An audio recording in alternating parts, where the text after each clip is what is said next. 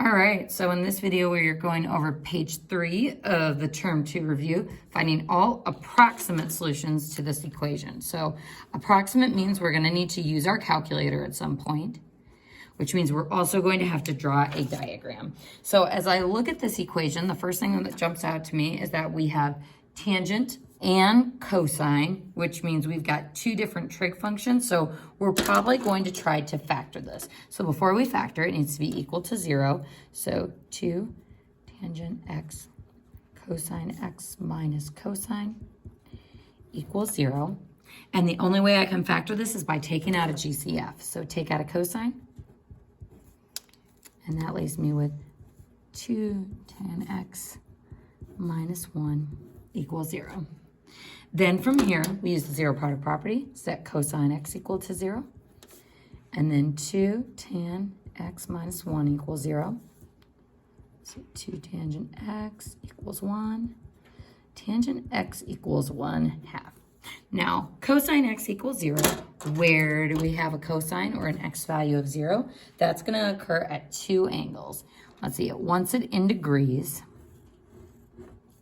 So where do I have a cosine value of 0? That's going to be at 90 degrees and at 270 degrees. So x equals 90 degrees and 270 degrees.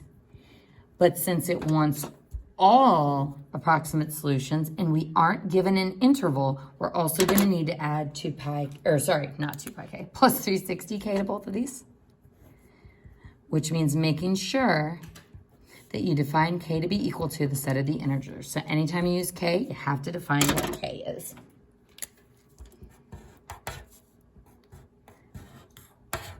Now, those two solutions we were able to find exactly without using our calculator, but this one, do we have a tangent value of exactly 1/2 on the unit circle? That's going to be a no. So this is where we turn to making a diagram.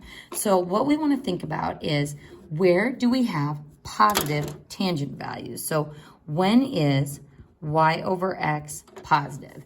That will happen when both y and x are positive, or when y is negative and x is negative. So that's going to give us two different quadrant solutions.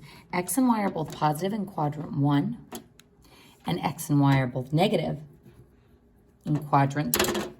So that means I'm going to have two different solutions. So at this point, we turn to our calculator and do inverse tangent of 1/2. And that should give me that reference angle that I need. So inverse tangent of 1/2, and rounding to the 10th place, we got 26.6 degrees. So x is 26.6 degrees. So that is my reference angle. So that's going to be the size of this wedge and the size of this wedge. So quadrant 1 angle is just going to be the 26.6 degrees. So that's straight up going to be one of my solutions. And then to find the quadrant 3 angle, we want to go all the way around to here. So to get the size of that full wedge, we're going to take 180 plus 26.6. And that gives me 206.6. But also plus 360k on both of those.